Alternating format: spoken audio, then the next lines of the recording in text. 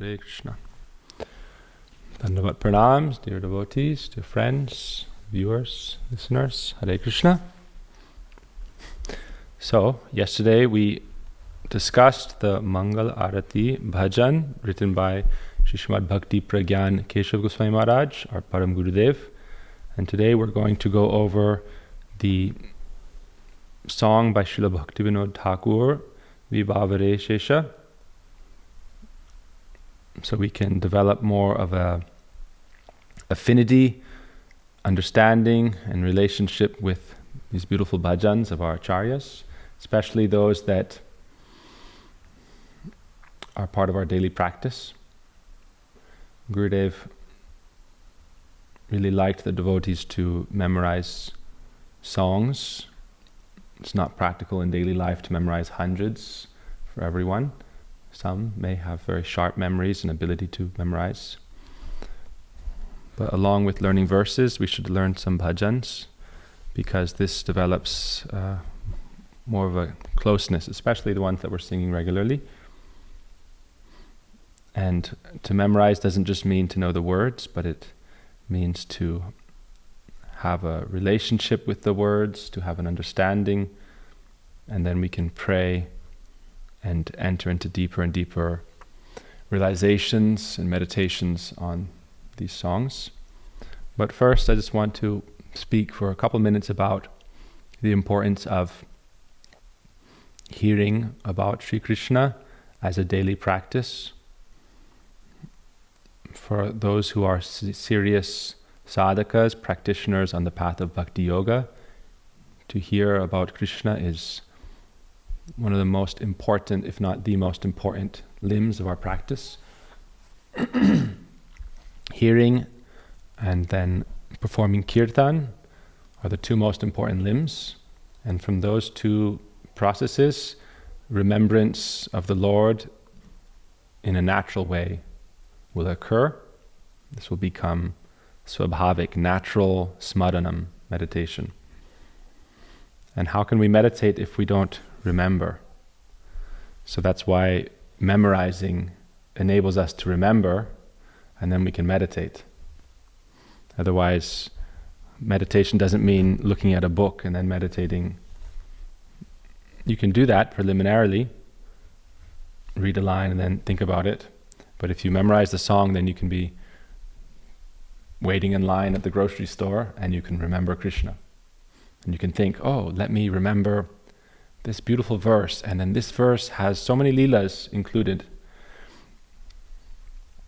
In this world, we are surrounded by material noise or material sound vibrations, and it's always pulling our consciousness away from the spirit or God and our soul.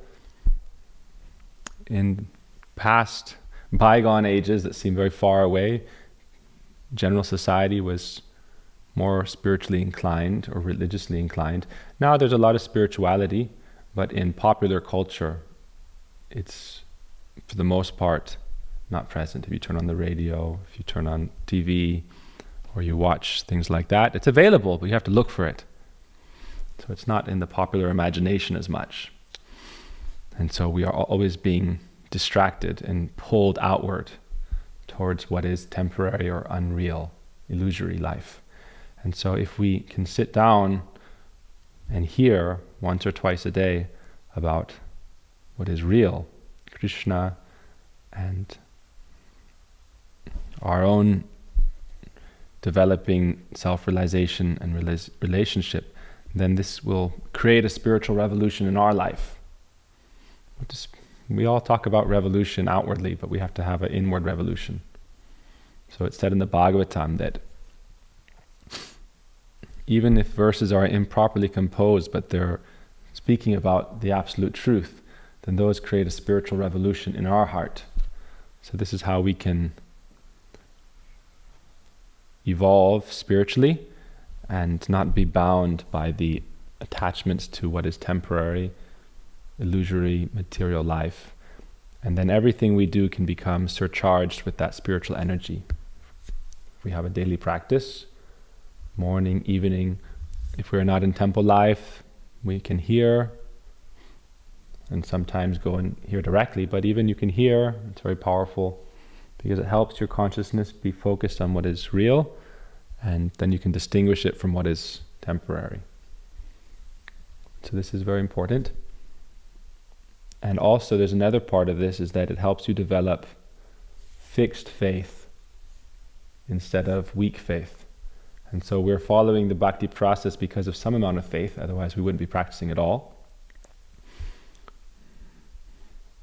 And how can we make that faith from tender faith to very strong, mature faith that is not easily broken? Part of that is practicing together in sadhu sangha. Because of our association, we become stronger. If we're in unfavorable association, then naturally we'll be drawn towards their pursuits, which may be, let's have a drink, have a smoke. It's natural. Because in your association that's tamasic, or in the mode of ignorance, then that will bring you down to its level. It's said in the Bhagavad Gita, the gunas, or the material modes of nature, are always fighting for supremacy. And so if the jiva is in an unfavorable environment, meaning a tamasic or something on a lower mode that is unfavorable to your spiritual development, then it'll fight and pull you down. Unless you're very spiritually potent and you can uplift everyone around you. But then you have to be very fixed. Your father was like that, right? He entered this apartment and then he was just living in one tiny little space of his apartment, and then very soon the 4 roommates all became brahmacharis. Mm-hmm. His father was very strong, a very good preacher.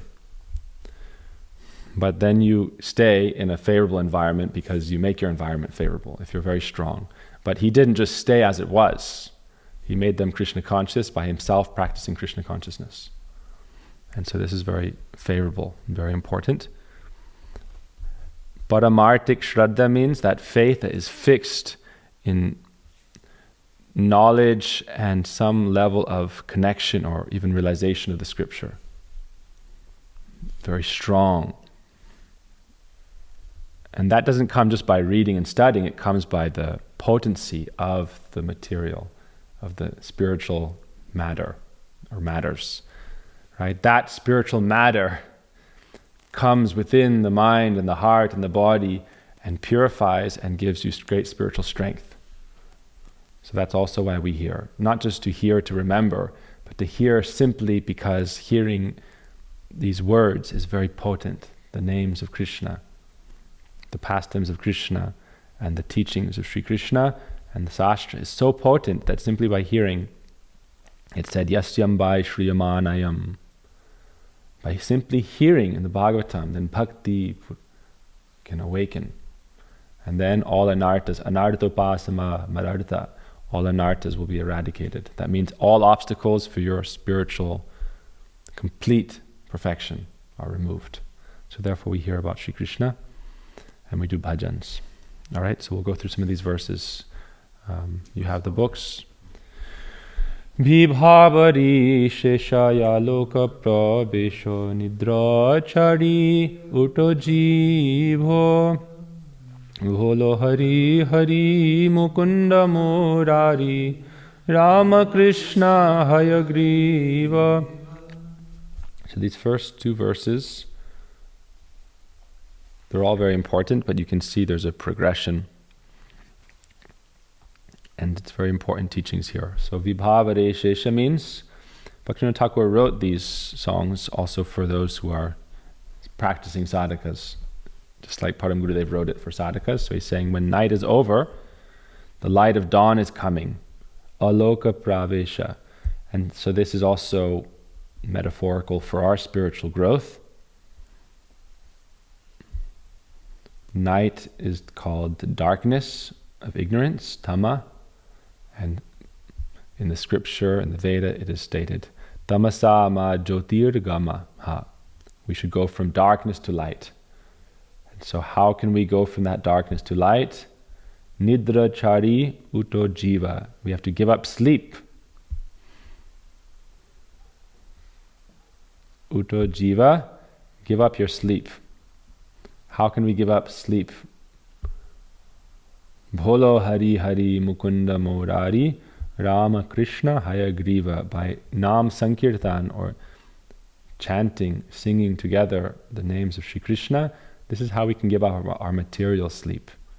Not just, today I'm going to bed and I'll wake up tomorrow morning. We should think, how can we give up? How can we awaken into the land of Vrindavan? And then how can we be awake in spiritual consciousness? Jivan mukta sa uchyate. Liberated in this body. That is our aspiration. We are not waiting for some post-mortem liberation. We don't pray for mukti. Mahaprabhu didn't pray for mukti. He said, Mama janmani janmanishvare. Wherever I may be, whatever life I may be in, may I have bhakti for you. So this is spiritual awakening. And so that's jivan mukta. In other words, whatever life we are in, we can be liberated because we're connected to Sri Krishna and we have realized that. Bolo Hari Hari Mukunda Murari Rama Krishna Hayagriva. So how do we do that? Bolo Hari Hari. First, Hari Hari. Hari means the lion who roars, and all unwanted things like vicious wild beasts in our heart, all these unwanted desires and sinful tendencies, flee in fear. Bolo Hari Hari. So this is a name for Nara Hari, is a name for Narasinghadev. So Hari means the lion. So Hari. And Hare is she who steals the heart and mind of that Hari. Hari also means the thief. The thief of our hearts, the thief of all the Brijavasis' hearts. That affection in their heart, he is the all-attractive reservoir of all beauty and pleasure. And so once seeing Krishna, your heart is captured. Rama Krishna Hayagriva. This is also referring to Ram Krishna. There's different understandings. One is Radhika Raman, the all-attractive Sri Krishna, who is always in loving dalliance with his beloved Srimati Radhika. But that is able to capture the heart and give sweetness and affection. And whatever there is in your heart that is looking for love, you can find that in the ultimate source of divine love, Sri Krishna. Mukunda means he who gives liberation. There's many stories about each of these names. We can hear many stories. Murari is the killer of the Mura demon. So these words that he is using here is very significant. Mura means ignorance. So that demon that Lord Vishnu killed is the demon of ignorance. So how can we give up sleep? How can we awaken? We have to dispel that demon. In all the pastimes in Vrindavan, though, it was not the cowherd boys who killed the demons, it was Krishna. So we should also know that on our own it's very difficult, but if we pray to Krishna and chant his names, then those demons in our own consciousness that are afflicting our consciousness, that are not us, but are afflicting us, they can be dispelled. Bolo Hari Hari. Mukunda means Mukti Dadati Iti Mukunda. There's many stories about this. That Mukunda is the name of Krishna who gives mukti, liberation from all problems. There's a verse, Agrai hoi mukti, tabe sarva bandhanas, tabe se hoite pare Sri Krishna radhas. We all think we are servants of Krishna, we are here serving Krishna. This is true. In our conditioned state, to the best of our capacity, now we are serving Krishna. But how can we be serving Krishna like the Brijavasis in his own divine realm of Vrindavan? That is true service to Krishna. There are many gradations. But how Madhya Yashoda is with Krishna, how Nanda Bhava, how Lalita Vishaka, how the cowherd boys, Madhumangal, Sudam, Sridham, how the cows, how the animals, directly experiencing Krishna, directly serving Krishna. Therefore, mukti dadati iti mukunda. We need mukti. Tabe se hoite pare. Then we can become Krishna's servant. So therefore, this process of spiritual life is very serious. And you are like the elite of the elite. You're the most advanced, right? Practicing spiritual life, living in temple life, it's very rare nowadays. Think of a temple life, it's very old-fashioned. Who needs to live in a temple? But if you live in the temple, naturally you get so much opportunity to practice bhakti in a very serious way. Even if you're living in the temple and working outside, but living in the temple, that's why we should have more places like this and have householders also live in the temple, or bachelors, or not only full-time monks, but temple life in an ashram environment like we have is so precious. We think, oh, not enough people are coming and doing it, but first you take advantage of it. I know people who say, oh, it's so difficult to practice bhakti, I have so many distractions, I'm so busy, I'm so tired, I'm just working. So therefore temple life is very good. It gives you a great opportunity for mukti. In Bhagavatam it is said, Mukti dvare, mukti dadati mukunda, but it is said that how do we get that mukti? Through Krishna's mercy, mahat sangha, ahor vimuktes. By the association of saintly persons who are detached from material affairs, we can approach the Supreme Lord and achieve mukti. In the Bhagavatam it says, Mukti dvare, the door to liberation is wide open for those through Mahat Seva, association with devotees and service to devotees. And Tamodvaram, Yoshita Sangi Sangam, the doorway to suffering in the lower planetary systems is wide open for those who are always attached to illicit connections with the opposite sex or the same sex nowadays. Either we are completely infatuated with material sensual affairs, then that will lead us towards a place where it's just that kind of gross consciousness, complete attachment to matter and these material things. So mukti, if we want mukti, then how do we get mukti? If we follow Mukunda, that means we take shelter of those who are servants of Mukunda, the Vaishnavas in this world. Mukunda also means he who, it has a Rasik meaning also. It refers to Krishna, who will, later on we hear this, how he is stealing the clothes of the gopis, Chitta Hari, and stealing their hearts, Gopi Jana Vastra Hari. This is mukti. Removing all barriers, all connections, all barriers of separation, and complete in this sense of meeting, especially with Srimati Radhika. So this is also Nishanta Lila, Naisha Lila, mukti. Freeing one from the suffering of separation. That's mukti for the devotees, to free devotees from the suffering of separation from Krishna. Rama Krishna Hayagriva. Hayagriva gave many great spiritual instructions and knowledge, so this is also significant that if we want to progress in spiritual life, we have to take shelter of spiritual knowledge. Our process is mainly hearing, chanting, remembering, dancing, taking prasad, but by hearing the spiritual knowledge, it can awaken transcendental faith. And by that faith, if we follow the process of bhakti, then we can very quickly advance in spiritual life to the goal. Nishrimha Bhamana Shri Madhusudhana Brajendra Nandana Shama Putana Gatana Kaitava Shatana Jayadasharati Rama. So we should memorize these verses. For those who, I think everyone mostly already knows them, but gradually we'll go through different songs, and those we don't know we'll memorize. And so we can do it together, or we could also do it individually. There's a good process for doing it. There's different memory techniques we can go over at another time. Mnemonic techniques are very helpful, especially for remembering the order of things. They're very helpful. For example, let's get into it another time, memory techniques. But if you want to memorize a long sequence, then you can create what's called memory rooms from areas you already know very well. Like, for example, verse 1 would be in the temple room.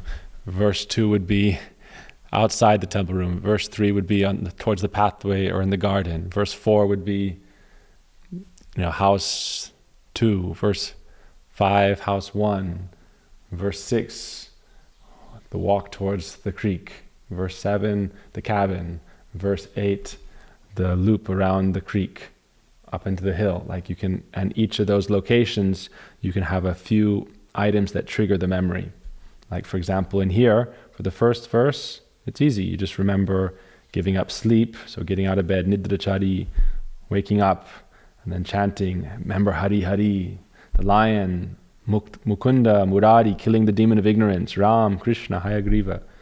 Then outside, so you can do these kinds of things. Once you memorize it, it becomes naturally ingrained in your permanent long-term memory. But this is also helpful for verses or for memorizing points from a class you want to speak on. I used to do this. Nowadays, I don't do it as much because it's just been very busy. But if you're giving a presentation with many points you want to remember without having like a PowerPoint or something, you can use this kind of technique, and it's very effective. So Nishringha, Vamana, Shri Madhusudana. So he's praying to Nrsingadev. We've been hearing about the pastimes of Nrsingadev. Vaman, we also know the pastimes of Vamandev. All these pastimes are very important. We shouldn't think only we can jump over everything and just remember Radha Krishna. Radha Krishna also appear. Krishna appears through all these incarnations. And therefore, this is his mercy, and each of these incarnations is very helpful in our spiritual life to remove various anarthas, obstacles, and help us be uplifted. Shri Madhusudana. Madhusudan is, we pray, Mana Manasa Madhukara Marpaya Nijapada, that may our mind always be at the lotus feet of Krishna, like a bee drinking the nectar of the lotus flower. But Krishna is also like a bee, and he is drinking the nectar of the affection of all of his associates. So the affection of all of his associates, Krishna goes like a bee, and from morning to evening, this is his service, giving love and sharing this love with his associates. This is Krishna's service. Krishna alone is Madhusudana, because he has the capacity to give love to all living entities, to fulfill the desires for love in all living entities, more than any other incarnation. You cannot say, "Oh, Nrsingadev, will you marry me? Can I be your gopi?" Vamandev, even Lord Ram, he is only with Sita Devi, and you could say, "Okay, Ram, can I be your bosom friend? Can I wrestle with you? Can I swim and play with you?" So many pastimes. Krishna fulfills all these modes of experience with his devotees in this form of natural love. Therefore, Krishna is Madhusudana. Therefore, Krishna is the original personality of Godhead, and all the incarnations are coming from him. This is also why Bhaktivinoda Thakur is mentioning different incarnations, to help us remember that they are not separate from Krishna. They are Krishna in different appearances. Brajendra Nandana Sham. Brajendra Nandana means Krishna is the son of the king of Braj. Braj, Endra, Endra, when you put it together it becomes Brajendra, but Indra means king. So the king of Braj, his son, Nandana. Nanda Nandana, Jashoda Nandana, so Nandana means son. So the son of the king of Braj, Gurudev would say that Krishna is not king because a king has so many responsibilities. But a young prince has no responsibilities. He just gets to play and experience his blissful pastime. So therefore Krishna is the prince in Braj. He's not the king. His father's the king. So Krishna has no responsibilities but being Madhusudana, experiencing the love of his devotees and reciprocating with their love. Sham, he is very beautiful, like a dark bluish rain cloud. Why? Because he is full of this nectar, full of the nectar of his affection that he showers down on all living entities. So usually these verses also they are rhyming at the end, so that's another way to help trigger memory. Putana Gartana, so he is the killer of Putana. Kaitava Shatana, the destroyer of Kaitava. Kaitava means deceit and hypocrisy, so he's another demon. All glories to that son of King Dasarath, Lord Ram. So in this second verse, Nrsingadev, Vaman, Madhusudan, Brajendra Nandana, Sham, Putana Gatana, Kaitava Shatana, Jaya Dasarati Ram. So you can remember at the end of verse 2, it's Brajendra Nandana and Dasarati Ram. Right? The son of Nanda Baba and the son of Dasarath Maharaj. So once you memorize like this, for those who haven't memorized this song, you can look for patterns and recognize like that.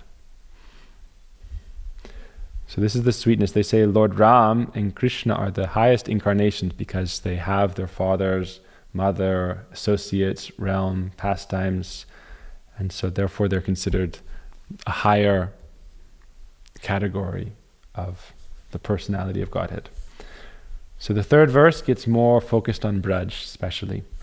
Jashoda Dulala Govinda Gopala Vrindavana Purandara Gopi Priya Jana Radhika Ramana Bhuvana Sundara Bara. So now Bhaktivinoda Thakur is getting into the sweetness of Sri Krishna Lila.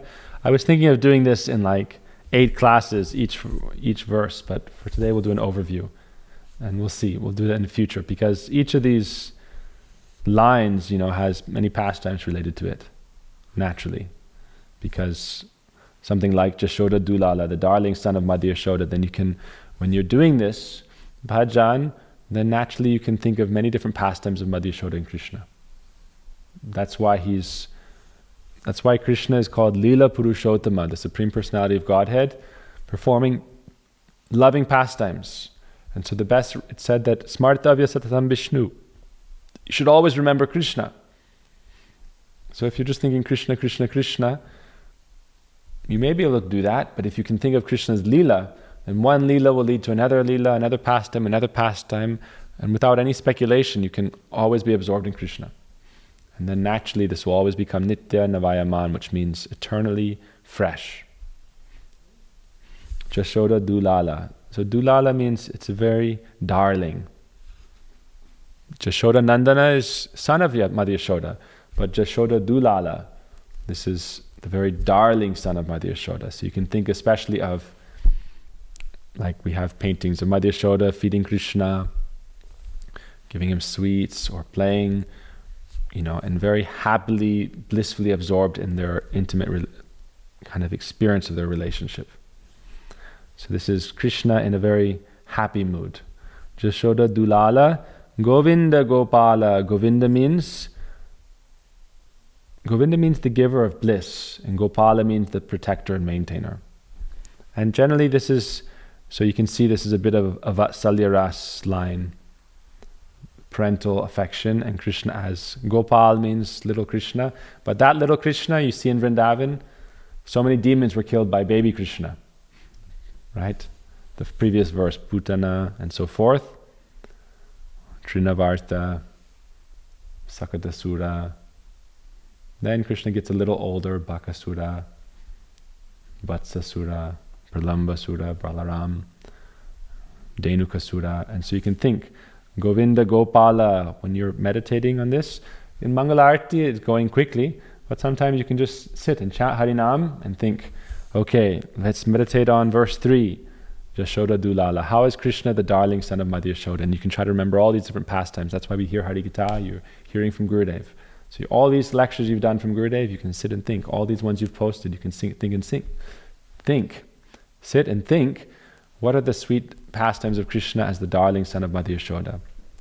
How is he Govinda, the giver of happiness to all the Brajavasis? How is he Gopal, the protector of all the Gopas and Gopis, the cows, the Gokul, the land of Vrindavan? Therefore it says Vrindavana Purandar. So he is the real king of Vrindavan. The line above is Brajendra Nandana Sham. But the end of line 3, the top part is Vrindavana Purandara. Who is the real king? Krishna is the king, but it's not like God the king. It's not with this mood of Aishwarya or majesty, opulence. It's the mood of sweetness. He's the king of the hearts of all the Brajavasis, always reigning in their hearts. But in their mood, they always think of Krishna just as their beloved. And so according to their rasa, their relationship, they relate with Krishna. Like for the gopis, they will never think he is a king. But he is still reigning and supreme in their heart. But they will always ridicule him. Oh, Krishna, no good parent would marry their daughter to you. They would never even conceive of it. So he is Brindavana Purandar, Gopi Priya Jana, Radhika Ramana, Bhuvana Sundarabar. So the second part of line 3 is more in the mood of Madhurya Ras, this sweetness of this divine love of the gopis for Krishna as the beloved and the gopis as his beloveds. He is the dear most beloved of the gopis, and he is the Radhika Ramana. So this means he is the here it's saying the consort, but it's more the inseparable beloved. So they're eternally in their loving pastimes. In the entire world, his beauty is unsurpassed. So it's said that you can remember this, that when is Krishna's beauty unparalleled in the highest extent? Especially when he is with the gopis, especially when he is Radhika Raman, with Srimati Radhika. Because his beauty is manifesting more and more and more and more. So the Lord is always beautiful. Bhaman Dev, Narasingha Dev, any incarnation is supremely beautiful. Lord Ram, so beautiful. Mother Yashoda's darling son Gopal, so beautiful. But when he is Gopi Priyajana Radhika Ramana, then he is Bhuvana Sundara Bhar. Then his beauty is unsurpassed. It's described that the gopis and Krishna, they're in a constant competition. How to serve and please their beloved more and more and more. And so their beauty and their mood is enhancing higher and higher and higher.